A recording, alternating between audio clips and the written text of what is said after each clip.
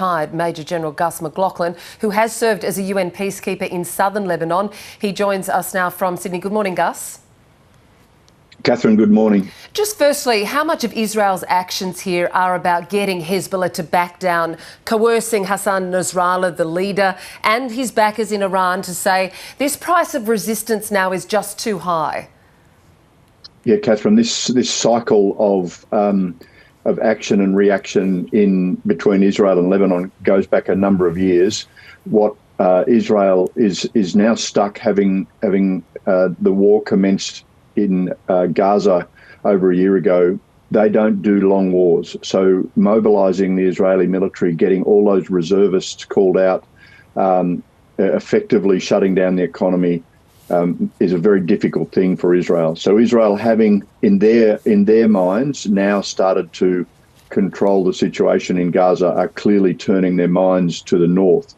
The challenge they face in the north is Hezbollah is a much more militarily capable force. In fact, probably the most capable non-state military we have at the moment on the planet. So facing north is a much more difficult issue for them. And frankly, they've been defeated there before. The last time they tried to push Hezbollah rockets back was in 2006, and they received a very bloody nose in that process. So how well prepared are they for a potential ground invasion? They have promised this sustained campaign.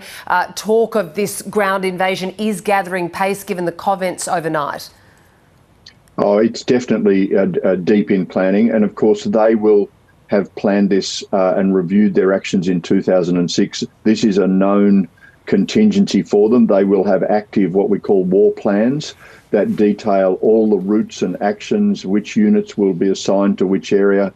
Those units will be aware of their missions and tasks. So this will be a deliberate activity from the Israelis, not something that they will do on the fly.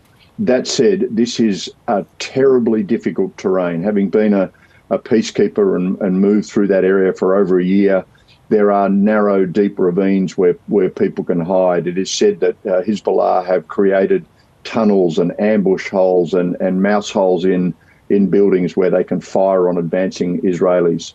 The level of technology in Hezbollah, even since 2006, has gone up. We will see advanced anti-tank guided missiles and longer-range missiles that will be hitting at Israeli troops from well north in Lebanon. So this is a very, very difficult and dangerous location. Now, that said, the Israelis are a well-drilled military, and it's possible that they will have learned a lot, but I would not like to be leading a military operation into what is effectively a hornet's nest. How compromised, though, is Hezbollah when you look at the communication systems, how they operate and their capacity to retaliate since the attacks recently on the walkie-talkies, on the pager system, and more recently the air attacks from the IDF. We obviously Israel hasn't commented on the earlier ones, but how compromised is Hezbollah to fight back? Those were remarkable strikes for their audacity, their planning, and their ability to cause an immediate sense of panic and disruption. What analysts like me found interesting is that they occurred in what appears to be a period of time that's disconnected from a land invasion. So if you, in a perfect world, you would use your disruption of your adversary's command and control system, and you would commence your land operation synchronized with that disruption. Now, that didn't occur, and some people are speculating that's because that intelligence operation may have been uncovered or disclosed. But in either case, there has been some disruption. Hezbollah is a resilient organisation, and they know where the Israelis overmatch them. They've developed what we call in the military an asymmetric approach, meaning if your enemy is strong in one area, then you must be strong in another. And so they will have command and control mechanisms based on landline telephones, based on runners, personal actions, and also their fighters down on the southern Lebanon border will already know their roles and their drills. So while there has been some disruption, I'm not sure that it will be enough to make it an easy ride for any Israeli incursion.